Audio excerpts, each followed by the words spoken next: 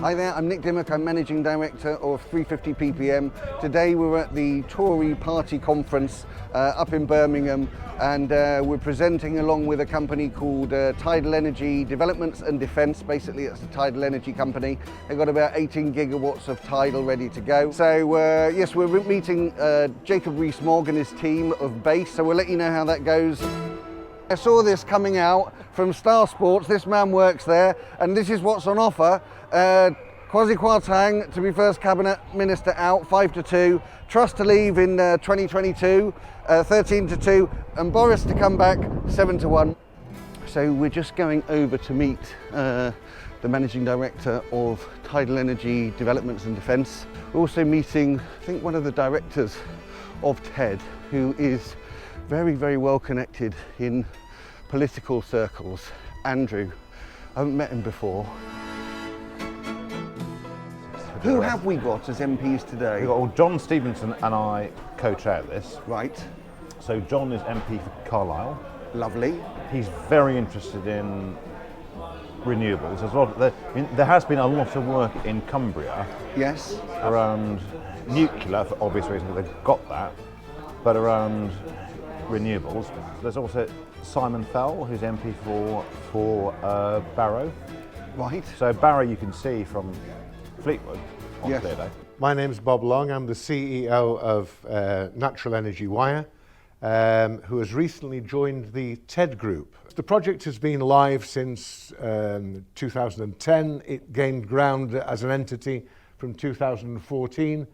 In that time, we've collected quite a lot of friends on the journey: General Electric, McDonald, Bam Nuttall, Arcadis Andritz, and indeed our friend Georgia Geddes at Lancaster University, who's probably one of the leading lights in low head hydro in the UK. And all drawn together by 350 ppm. But the practicalities of it are we need a lot more power.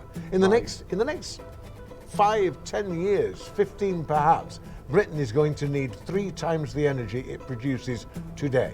We have an energy crisis and electric price crisis. We have a global warming crisis, and we have a tidal flooding crisis. We hear about them every time we turn the news on. We don't hear many solutions from the government. We supply 100% renewable electricity. Ours is a generator power, it's a bridge for transport, it's a flood defence. And the water coming up the estuary is 100 times greater than what falls from the sky. Right. So you want to stop it flooding from the estuary before you get to that point. There is a transformative effect as well. I mean, for Fleetwood as a town. Yes. We look to providing cheap electric for 30,000 homes. We bring employment to the area. We reduce emissions.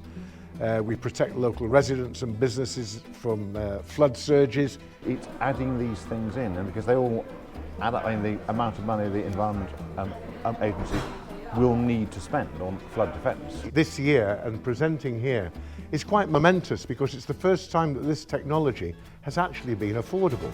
Now the electricity prices, I've been following them on MX, and most of the time we seem to be 400, 300 pounds per megawatt hour. The chart that we showed showed that they're about 250, but it seems that they're higher. I heard that France got up to 1,000 the other day. Indeed, under duress, we bought electricity from Norway, not too distantly, at £3,000 a megawatt, but it was on the eve of Britain blacking out. So we can be held hostage. Now, for the first time since the green regime began, the energy is actually at a realistic value to buy into new technologies. And basically, we feel that we don't need any financial support from the government in hard cash. What we do need, of course, is them not to get in the way. Stuff that you can explain to people. Yes. This is how we generate the power. Yes. This is what we need to do. If that was to go ahead, then the likes of General Electric and Andritz have pledged that they would bring manufacturing to the UK for that project and for the others that would soon join the team. Basically, our message to the government is just say yes and we'll do the rest. With no cost to the government to actually stand out the way and let it deploy, If they didn't want to do that, they would have to have a really compelling argument. There you go. So it's Maslow's hierarchy: food, water, electricity. These are our base needs. So I hope the government takes it on board.